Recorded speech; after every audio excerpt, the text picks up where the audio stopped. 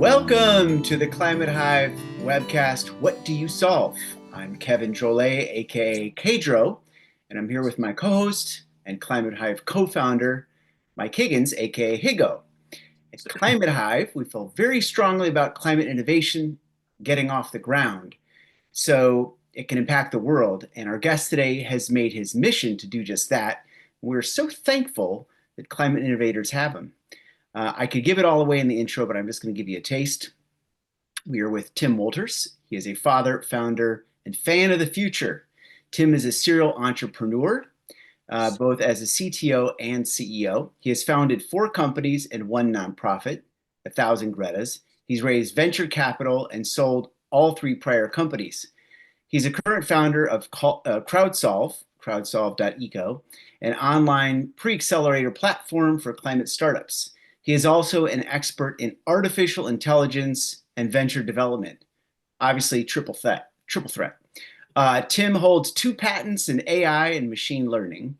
And I'll tell you a little bit about the companies Tim has founded. 1,000 Gretas is a nonprofit dedicated to empowering early-stage climate entrepreneurs worldwide.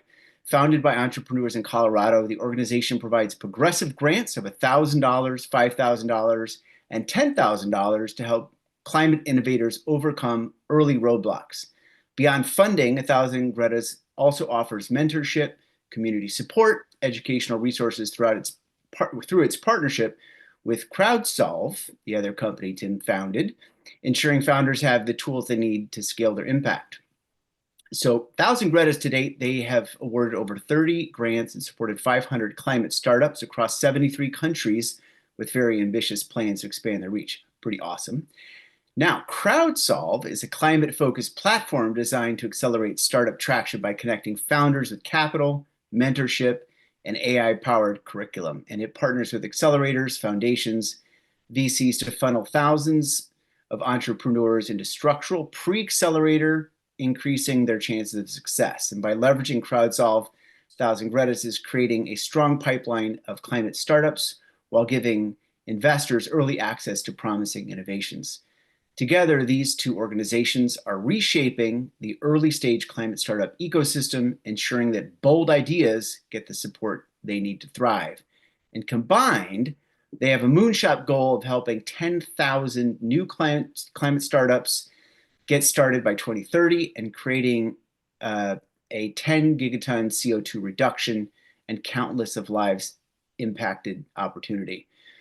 So with that introduction, let me pass it over to Higo to kick off our chat today. Go for it. Oh my God, who can follow that, Kevin? Certainly, I'm not even sure. Well, I guess I need to. I'm not even sure I did follow it. So I guess we're going to find out, Tim. Good thing we're talking to you. You know, we usually start by asking about the aha moment, right? Because businesses are formed when entrepreneurs get together, recognize a problem in a market, an inefficiency, and then they decide we can do something about this. We call that the aha moment. And I'm super interested to hear from your perspective what that aha moment was for ClimateSolve, and what were those conditions? And you had that aha moment. Take us through that. Sure. It's CrowdSolve, CrowdSolve.eco. And I guess I need to have like a fun name like you guys, Kedro, Higo. I'm thinking Timbo, I don't know. We'll work on it. Timwo.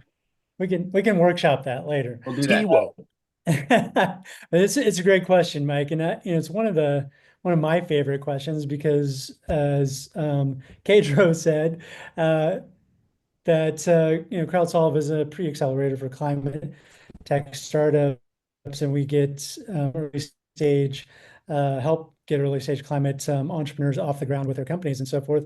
And one of the favorite things I get to do is talk to them about, well, what inspired you? Why did you get into this? Because starting a company is not an easy task. It's some pretty tough sledding out there to get a brand new company off the ground and get enough capital to get funding and get customers and all the things that you need to do in order to get a company off the ground. For me, I'm a serial entrepreneur.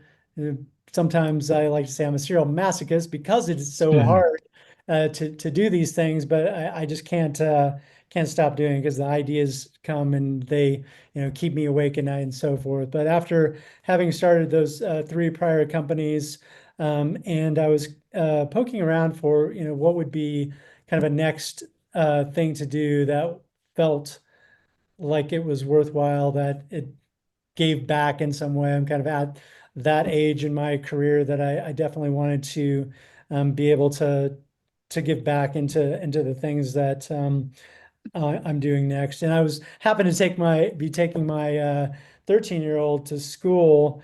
This was 5 years ago, so he was going to middle school in 8th grade, and we had about a half-hour drive to school, listening to NPR episode on climate change. When Mm. he gets out of the car, he turns to me and he says, "Dad, I don't think I'm going to live to be as old as you are today because of climate change." And I was like, "Holy hell, what's Yeah. going on?" Mm. And it turns out that's a sort of the feeling, the zeitgeist of that Gen Z is like, the world is on fire, politics, wars, climate change. What is going to be my future? And I just had one of those sort of dad moments, and I was looking for what would create meaning in my life and more people around me. And so decided to go deep on climate change. And that's how 1000 Gretas, which is the nonprofit that gives out grants to early stage climate companies, and then CrowdSolve, because there were so many of them, that we started CrowdSolve as a platform to train more people and scale that up. Wow. What a story. What a aha moment. You know, There's a that lot must to have been, do, Mike. yeah, that must have been a heck of a drive home after you get a question like that, right? Or a statement like that from your kid. Like, wow, Makes you How does think. your son feel about you now, Tim? I'm going to live longer. Oh, I hope he feels great. We've kind of become we've been activity buddies and lived out in the mountains, snowboarding and mountain biking and doing I'm from Colorado, so I'm calling in here today from Denver, Colorado, but have spent a ton of time with that kid, wandering around the mountains and getting lost and getting found by the mountains and just loving kind of the outdoors and adventure. And he's off on his first year of college, still in Colorado, in Durango, Colorado, but still that same uh, spirited kid, worried about things, but is out there, living that life of adventure, which I love for him. But let me ask you a question, because it was so interesting when I got my mind wrapped around, kind of what you guys do, and particularly pre-accelerator, right? And then the question popped in my mind, is it really that hard to get into an accelerator? And then of course I'm like, well, it must be, you know. And so, you know, why don't you take us through like the competition of getting into these accelerators, right? Like, do you have stats on how many companies try and don't make it? Is it, because it really seems to me like such a great service where you created this community, right, that can come together to assist these climate entrepreneurs and really building their own businesses, right? Really thinking through all the things that they're probably not thinking through, and at the same time, really equipping them to put their best foot forward when it comes time to, try to apply for these accelerator spots. Yeah, it is kind of the key question. It's the $1 million question because, you know, people that become entrepreneurs and they're looking for, well, where can I get help? What are the kind of Right. avenues? And if you're smart, you go find mentors and you take as many meetings as you Yeah. can and try to build up your network and your support system. And these accelerators have kind of become the vetting mechanism as there became this almost like Precambrian explosion of startups after the Lean Startup book came out by Eric Ries. That was maybe, Hmm. I want to say 2008, 2009, something like that. Mm. Yep. And people realize that, for especially for soft tech, it doesn't take much to kind of get an idea going and get it started. So a lot of companies really got started kind of post then and up through today, and Y Combinator and Techstars and all these Right. amazing accelerators got started. And as they got started and they became this kind of vetting mechanism for the downstream venture capital, and people started Right. doing, the unicorns like Facebook and Google and all these companies, Hmm. became almost like a rock star status, right? So Right. it's very attractive to go out and start a company and then try to get into one of these accelerators, which kind of Hmm. like the mafia makes you a made company in some I'm ways. made. Yeah, Yeah. not Yeah. really. Yeah, you're Yeah. still kind of hanging on the outside, but you're closer. You're closer. It takes a lot to get a startup to success. And we can talk a lot about the whole unicorn thing and all of that because I think there's some broken parts to that. But as that became so popular because of all of those cultural things and sort of this dream of becoming wealthy with my startup, etc.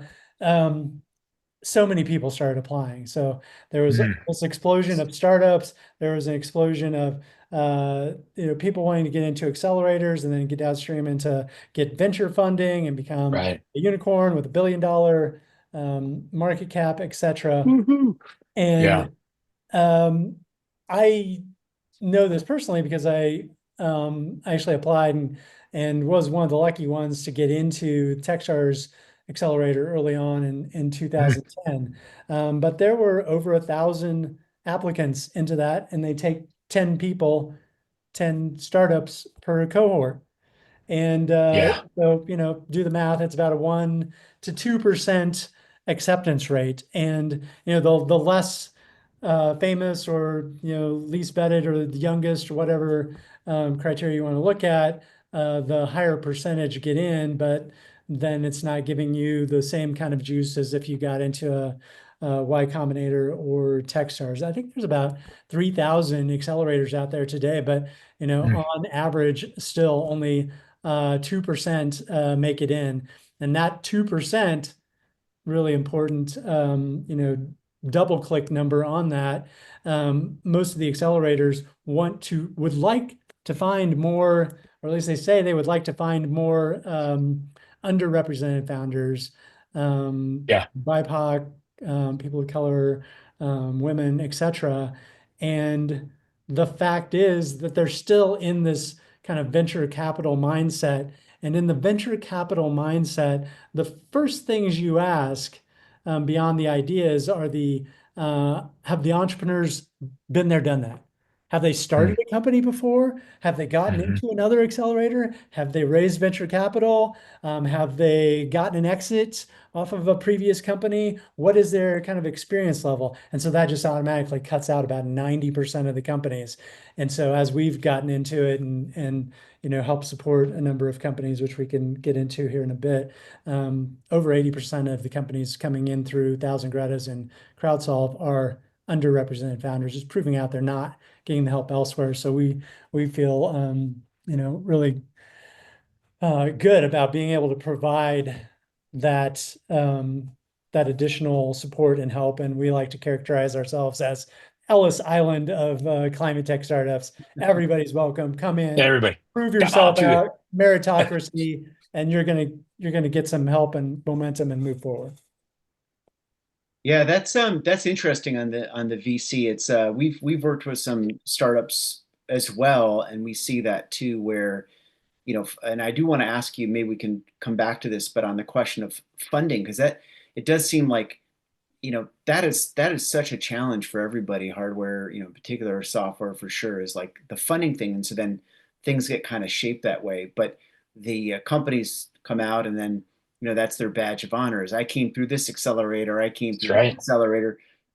But it doesn't always mean that they have the best climate solution or that they're the best, uh, company putting it together. I just wonder if you can speak a little bit to, companies that you've worked with that and if you have a story or two, we love stories on the show, but, where you think, wow, this is somebody that, they didn't make it into an accelerator, but here's their impact that they're going to make. Um, we would love to learn about that, how you view that too. Yeah, absolutely. Mm. Yeah, it's a difficult game to get in, and uh, just a a word of advice for anybody starting companies out there. The VC game, the accelerator game, all angels raising money from all of those, even getting grants from nonprofits and foundations and state offices, etc. That's all a people game, right? Mm. It's table stakes for you to be awesome and have a great idea and have sort of what it takes to be an entrepreneur and all of that. Beyond that, you need to build the relationships. You need to find some way to get a warm connection into whoever it is that you're trying to raise money from, or get accepted into the accelerator, or get the grant, or get the angel funding, whatever the case is. It's even though AI has become Yeah. extremely popular right now, this is a people game. And so building those relationships are important. And one of the things that we bring to the table and try to offer as this pre-accelerator, and we should define pre-accelerator, I guess, a little bit. So we partner with 45 different accelerators from around the world, and Mm. 98% who do not get in. So we work with them in their selection process, and as they're turning down people, if they have a climate bent, they send them to us. And then sometimes we put on AMAs. We do a bunch of AMAs, but we kind of help educate those people, and the ones that want to do it, they come into Mm. the platform, and we give them a curriculum around 3 stages: ideate, build, and launch, and help them get the wheels on. But we also have all these connections. The 45 accelerators, that's a two-way feed. So they're sending us all these people that weren't ready to get in, but when they're ready to get in, then we send them back, or we Feed them help back. in the application process, and we introduce them to the people that are the managing directors, et cetera, that are running those accelerators. And now they can start building those relationships as well. And we have about 70 venture capital firms who are actively involved in venture capital and raising money and providing capital to climate entrepreneurs. So that becomes sort of a big deal. We have over 500 companies that have come into CrowdSolve, and many graduated from CrowdSolve, and many gone on to get into accelerators and get venture capital, et cetera. One of my favorite stories, and he did get into an accelerator, but it was actually one of the earliest guys. We ended up giving a grant to. And so I met him when he was engineering student at the University of Colorado. He'd come up with an idea for using AI to help determine or predict what the energy output of a solar array was going to be. And his name Mm. is Simon Julian. He started Latimer Controls. So, just a engineering student, good idea, thinking this needs to be in the world, and there's nobody really doing this today in this way. And it was preventing that ability to predict reliably, was preventing solar, and it prevents wind energy as well, from being able to participate in spot energy markets. Now, spot energy markets are way higher margin, because it's the case where LA is all of a sudden, it's a warmer day, and so they're going to need a lot more power, this many megawatts of power extra in the afternoon. Mhm. Either they have to do rolling brownouts, or they go out on the spot market and they say, hey, can you provide 2 megawatts? Hey, can you provide 10 megawatts? Hey, can you provide whatever? And so this is just a highly needed sort of thing. So he got this very small grant from us. He's like, if I didn't get that encouragement and that little bit of money that helped me buy the ramen or whatever over the summer, they kept me in the game, and I was able to tell my parents, hey, look, I got a check, and these guys really think I'm onto something. That was enough, right? Yeah. And so he ended up getting a bigger grant from the New Venture Challenge, which is out of University of Colorado. That got the attention actually of Techstars, and we were able to do some introductions there. Um, Ended up getting into the Techstars Energy Accelerator in Alabama, which is I think sponsored by Alabama Energy. Went through that, was one of the top companies coming out of that cohort. Ended up getting a paid pilot in Hawaii, just like Good And job. the startup game is Yeah. just about creating these steps of momentum. Just like when you're a little baby, you're a parent, you're like watching this little baby just kind of roll around, and then one day they're crawl, and then Yeah. one day they're just walking, one day they're running. So it takes, you don't see all the progress, but all of a sudden it takes this big leap, and that's what we've gotten to see out of a bunch of these companies. You That guys is remind a you remind me interesting story. of like the importance of pre-kindergarten. Yeah. That they say in education, like people talk about how important pre-kindergarten is. It's like to the Pre-K. Yeah. long-term You can't education. go on Yeah. to kindergarten or first grade until you learn to tie your shoes, right? It's like a Yeah. important component of being able to, run on the playground and so Yeah. forth without a lot of teacher help or parent help or whatever. So there's like certain things Yeah. that you're not taught. Like they don't, Right. Yeah. even if you go through an MBA program, we've had a whole bunch of people come through CrowdSolve and they went through MBA programs and they still were like, Yeah. okay, well, what's the practical kind of boots on the ground look at kind of starting my company and teaching about resilience and teaching about the importance of networking and creating that supporting network and all Right. the things. And how do I find a co-founder and how do I hire my first teammate and what do I do about contracts and how do I give out equity? Like, Big stuff. Well, yeah, and it's yeah. even Don't more learn. fundamental around the idea that a good idea is not enough, right? There's so much that has to go around a good idea, right? Yeah. And then these accelerators and these other types of things are really uh, a perpetual motion around de-risking the proposition for the funders, right? So these are the things you're learning, right? It's just listening to you. These are the things that are coming into my mind, right? But because brilliant people with these ideas, it's so much more than just that. A lot of what people are looking for when they come into a program, and even the accelerators like Techstars and YC will tell you this as well, is like, well, tell me what the VCs want to hear, Yeah. right? The VCs want to hear that you're creating a business that's $1 billion business. Well, what we Mhm. tell you is create a business, let the VC thing take care of itself. And, you kind of have to do some soul searching and decide whether you want to be a VC backed company or if you're big enough to be that or, whatever. You're not just chasing money, you're chasing building an actual business that has value to a set of customers, an ideal customer profile or whatever, that you can create this sustainable economic model. And that's the Mhm. growth engine that we were looking for, the difference engine, I guess I should call it, instead of the growth engine that, my calculus was after having that conversation with my son. Okay, well, I'm doing things like sorting my recycling and I have an electric Right. vehicle and I insulate my house and I do various things that, feels like it has an impact at this very small scale, which is super meaningful if, millions of people or billions of people were doing that, which they're not.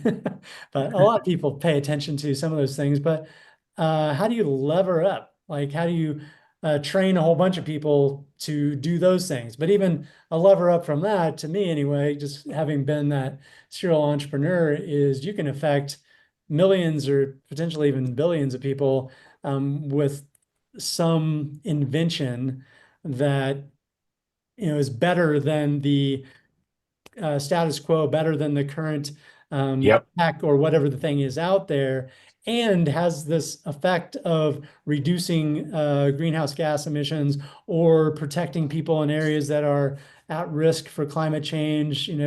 Pick one of any number of events we've just had in the last 6 8 weeks, whether Asheville, North Carolina, or LA, or so many things. That's the world that we're living in. So you could come up with technology that might benefit or save people's lives, or let them live healthier lives, or let them migrate to an area that is less prone to climate change, or it's actually reducing the amount of atmospheric greenhouse gases.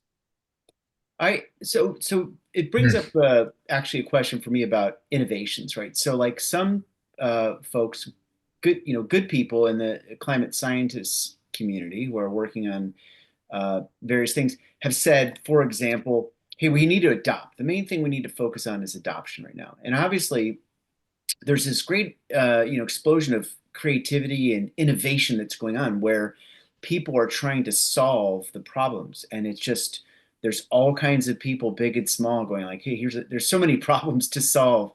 But can you talk a little bit about like the relationship between some of these innovations that require resources and they require time to get going, and what exists now, and what's your view on that? Like, how do you see you know energy being committed to innovations that might take a while, and as it relates to climate? Yeah, that's a sort of a special needs area, if you will, if we're talking about mm, preschools for climate related companies, and especially for deep tech related companies, and often referred to as patient capital. If you don't have mm, personal deep enough pockets, the way that you get sort of a deep tech thing funded, you still need to have sort of the ideas and a proof of concept, whether that's a mathematical model or a small demonstration of how this will work, and that it is able to do it in a way that you're like, oh, okay. And in almost all startups, you want to have that aha moment of, why haven't we had this already? Why isn't mhm. Yeah. Right. amazing? How do we get this faster? Right. So Mhm. that's really the goal that you're seeking.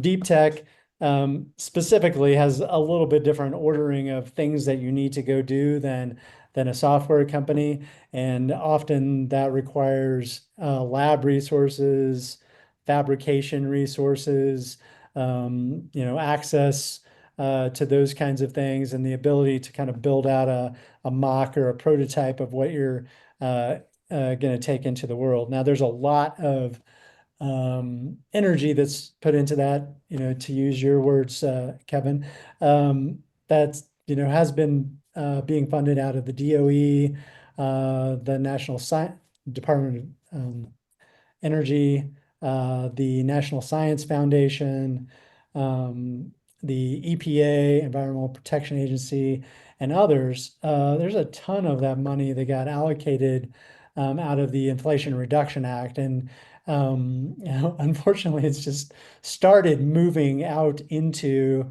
there's so much money that it moves from those, it gets allocated, those agencies, moves out to other kind of agencies that can actually then start putting the money to work.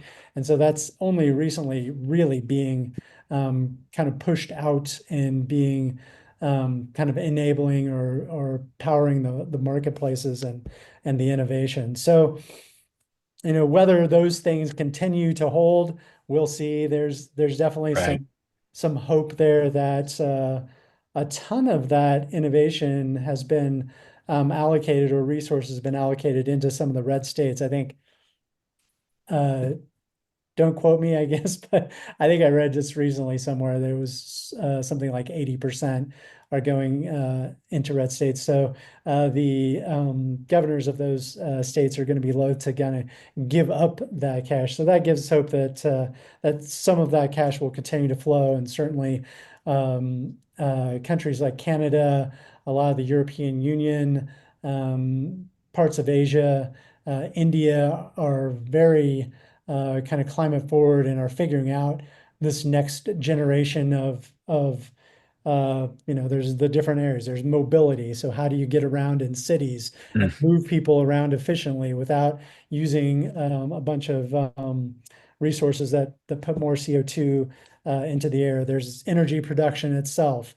which has a lot of different components around sustainable energy, which includes both nuclear, fission and fusion. So I don't know if you just saw like is it Helios? Just got one of the biggest checks from venture capital this year, aside from some of the really jaw-dropping AI sorts of checks, but it's from right. nuclear fusion types of things. There's energy distribution, there's smart grid, there's smart building materials, which includes green concrete and steel. So all of these areas contribute big chunks back Hmm. to how we kind of innovate or help to have innovation help us get through this issue where we've already got 1.5 degrees baked in. I think we're moving closer to 2 degrees Celsius, which is going to have even greater repercussions than the fires we've seen and floods, etc. So, I guess buckle up for some of that, but Yeah. Yeah. it's very urgent. And a couple of interesting books I think to read are uh, John Doerr wrote Speed and Scale. He's the VC, super famous VC that started Yep. Climate Perkins, and is very interested in how we solve for climate change. And Bill Gates, God, I'm forgetting the name of his How book. to avoid a climate disaster. Yes, thank you. Yeah. That was like one of the first books I read when Yeah. I had Us the too. That's conversation. how we started, Tim. That's how Mike and I actually started our Climate Hive endeavor. Was we were talking climate. He's like, "Have you read this book?" And I was like, I haven't. I was reading some other books, and then Yeah, these are not tree hugging hippies of No. yore or whatever. These are capitalists who are like, we need to solve this. This is an Yep. imminent threat to our species, our way of life, all these things. And by the way, here's a roadmap. Here's a Yeah. way. It's not like doom and gloom. It's like, here's the areas we need to go solve for. Here's the technologies that mostly are already there that we just need to coalesce and find amazing entrepreneurs that can bring these things forward in all of the manifestations, the million different ways that are going to help all Yeah. the way from, $10 million a year businesses to, super unicorn, decacorn type of businesses, whatever. yeah, Yeah. That was an inspiring book, and it was just a pragmatic breakdown of what the problem is, right? Just Yeah. super concise by industry, by contribution, by problem, right? I Yeah. mean, it really simplified that. And he also made the point that, look, many of the technologies that we're going to rely upon haven't been invented yet. This is why we need the entrepreneurs, right? He said the dollars will come from governments and major corporations, but the inspiration will come from below them. And so I think that becomes the relationship, right? And Yeah, absolutely. It's a great point to make is, the VCs would love to get in on this game. They're kind of risk averse to that very early, the R&D right. stages of this, which is why um, entrepreneurs basically do their thing. So you've got VCs who are kind of in touch with private equity and big companies out there who Hmm. are sort of going, here's the things we're going to need in like 10 years. They're starting to, have chief sustainability officers, or they're using big consulting companies like Deloitte or BWD or Accenture or whoever that are helping them kind of plot these roadmaps of where they are going to need to get to downstream, either from a Yeah. regulatory perspective or because they think that's, the thing that they not only need to do, but all their customers, want them to do. Going back to my kid, who he pays attention and he buys things that Yep. are going to be more sort of, circular economy, and reusable and all those things. And then you have the VCs are looking at what they are wanting downstream. And then you've got the accelerators and entrepreneurs are looking at, well, what are the VCs going to want? And then the entrepreneurs are like, well, I can build a lifestyle business for 10 million. I might be able to get into this accelerator, which then maybe I go the VC route and build this up and so forth. But they're the ones that kind of bring that fuel, I guess, Hmm. is Right. one way to Yep. put it, of the how do we take innovations that are maybe locked up in the heads of super smart people in universities, or somebody's just building it on the side, and how do we bring that into the world in a way that it becomes attractive enough that I now get into an accelerator, or I can build a $10 million business or a $100 million business, and I can Right. get VC funding and all the things. So they're the kind of innovative fuel that kind of links all this stuff together.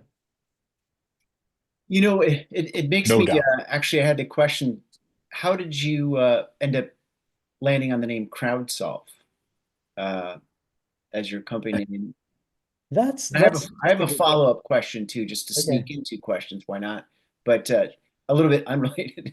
But I wanted to actually ask you about CrowdSolve, and because you're working with so many, companies, and that together with Thousand Gretas, like I would love some takeaways. Like, what are you learning working with these companies? What are some of the standout things that companies mistakes they keep doing wrong, or things that maybe some of them are doing right? But maybe you can start by talking about how you got the name. Yeah, absolutely. Yeah, I've been asked that a lot, and uh, the answer is really how I was thinking about it as, we need to stack as many hands as possible in order to solve for climate change. And so I was kind of pulling in this concept of wisdom of crowds, or that if we had more people um, uh, given the opportunity to start up something and figure out a thing that they could bring into the world that would help with that. And even if they weren't able to get their thing off the ground and bring it into the world and become this amazing thing, because they're working alongside all of these other people that are trying to do the same thing, that Hmm. that thing may fail, but they may find a buddy or a friend or whatever that's like-minded, that's working sort of in a Mm, tangential space. And they're like, hey, let's go start this other thing. This would be cool. So it might be their second or third company because of the connections they end up making. So I wanted to kind of bring this concept of, if we could all kind of work together or be in this collaborative or communal space, and we're all helping each other kind of get off the ground. And I originally had this idea that is still sitting there and still gestating, but using a token and using tokenomics to be able to represent a small chunk of the equity across a whole bunch of across the Mm. entire system of these companies. And so everybody would be then incented. So mentors who would come in, they would get paid out of this chunk of tokens, etc. Companies who wanted to pilot out might get a chunk, and it's representing sort of like an index fund of thousands of climate tech companies. And so it ends up reducing risk, becomes sort of a token that is related to the sort of success of the whole group, and everybody's sort of in it together. So that's my kumbaya statement. But I yeah. still Wow. am fascinated by the ability to build some kind of a co-op along those lines. The other question about did you have a follow-up question on that? Well, no, I was that's actually an amazing story about CrowdSolve. I love it. Mm-hmm. My other question was just in relationship to, because you've been able to work with so many startups that are, they haven't even gotten to the accelerator stage yet, but just some of your takeaways, what they're doing right, what they're doing wrong. Maybe we have some startups that are listening to the show. Um, what you're learning. Yeah, I think one of the biggest issues. Actually, I'll start this off with when I started my first company, and I'm like this eager entrepreneur, and I'm like trying to learn from as many people as possible, and ask them for what's your best piece of advice to a first-time entrepreneur who's trying to get out there and make their way, etc. And I want to say the worst piece of advice I got. It's probably not the worst piece of advice, but let's say it's the worst best. Um, Somebody told me, don't make the same mistake twice. And that on the surface, you're like, that makes sense. So make sure you're learning from all the things you're doing, fail fast, whatever, learn from it. Don't make that mistake again.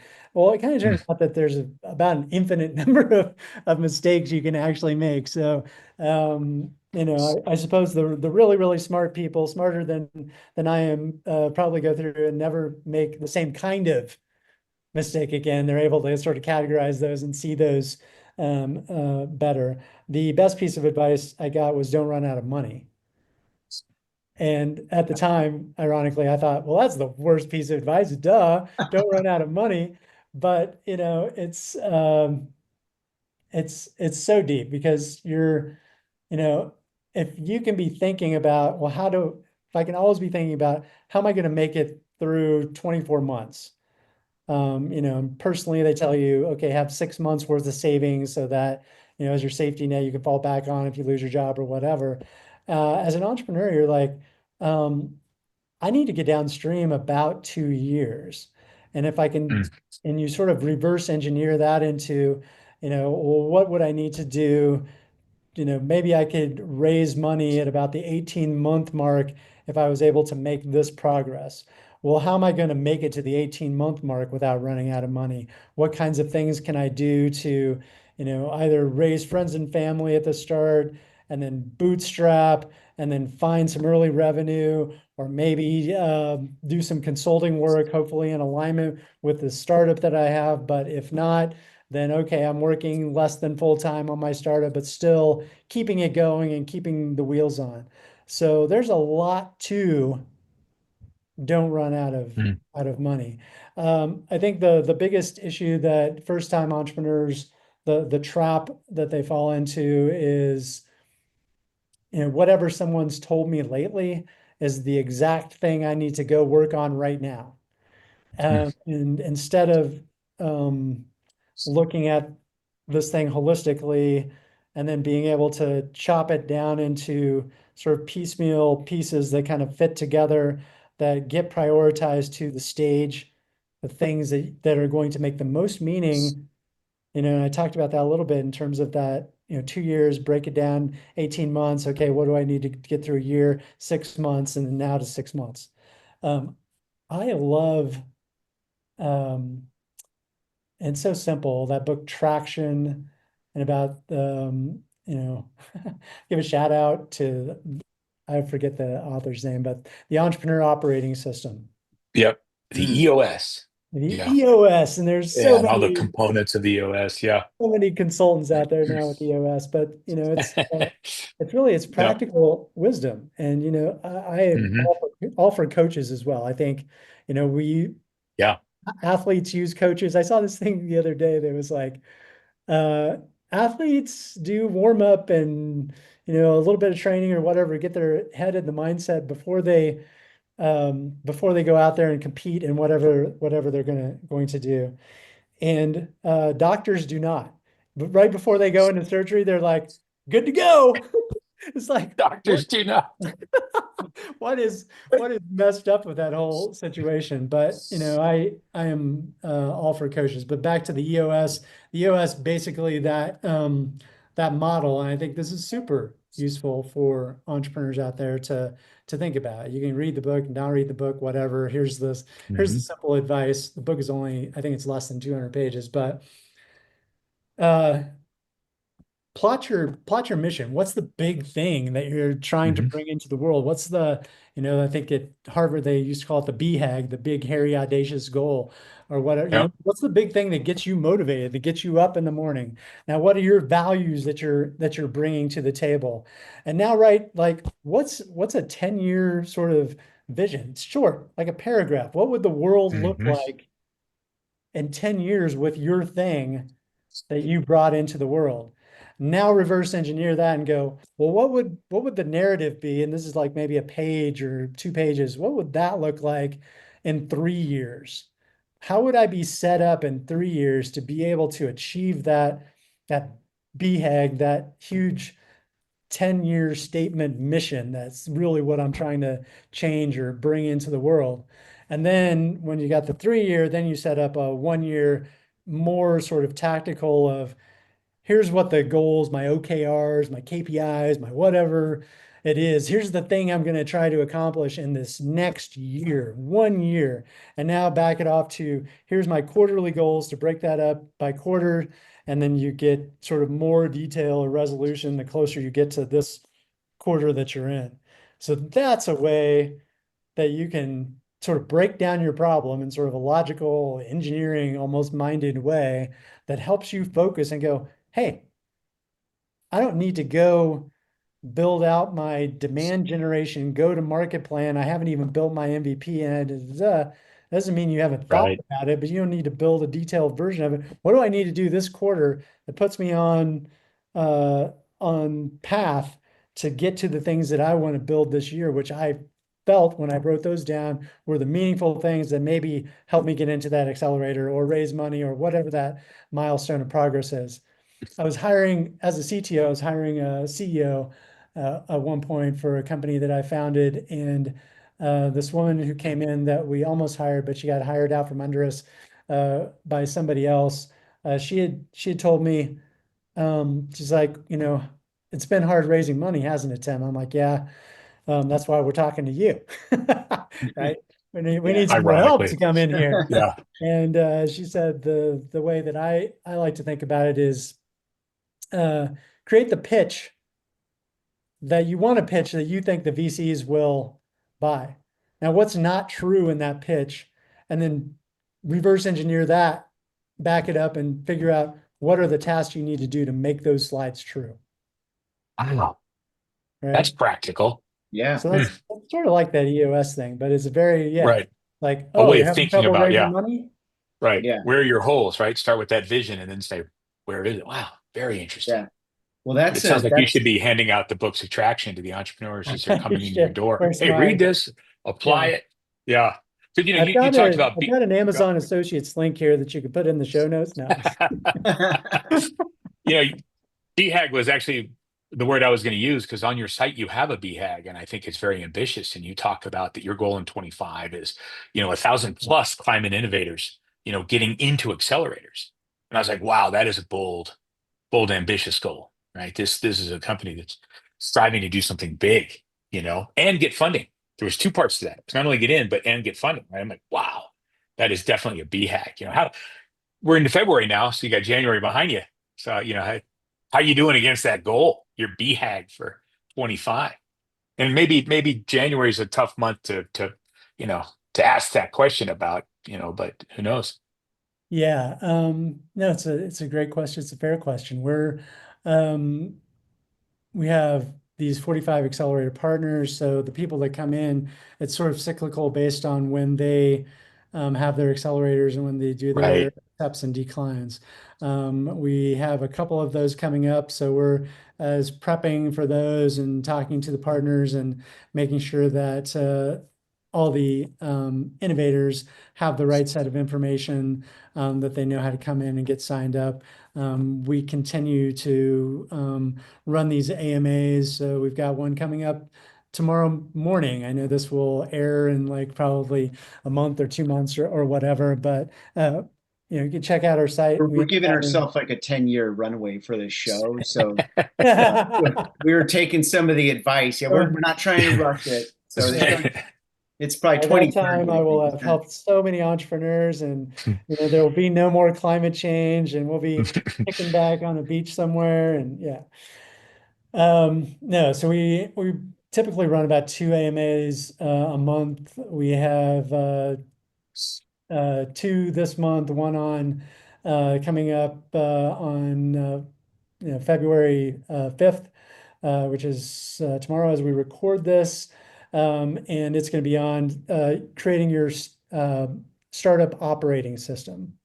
Hmm. And that's all about giving yourself a little breathing room by thinking about the boring operations kind of work that you need to set up for your company to start off with, and putting as much of that on autopilot as you can, so you can work on the hard problems to build out the thing you're going to build. And then we've got another one middle of the month on sustainable business practices. So we're actually adding into our curriculum this year, so that we're not only training all these climate startups on entrepreneurship and how to get into accelerators and move their thing forward and hit their BHAGs and all those things, but also Right, adding in sustainable business practices, which just makes sense, right? How do I, as I grow and build my company, think about supply chains and my CO2 footprint, and all the things that you need to think about to build your own sustainable business. So those things end up being good lead magnets for us to Mm. attract more climate entrepreneurs and come in. So we're feeling good about our year. And it's really about probably a third of these accelerators with really tight relationships feeding us in the entrepreneurs that we would like to find. And we're also out raising about $500,000 in foundation money into 1,000 Gretas right now that then end up helping to support those 1,000 entrepreneurs with the programming, but also to give them directly give them grants, et cetera, as they're moving along on their journey. And that becomes also a bigger attractant as we are able to provide more and bigger grants, because everybody who's in a startup is looking for some form of capital, right? Right. Ambitious, but planned. Love it.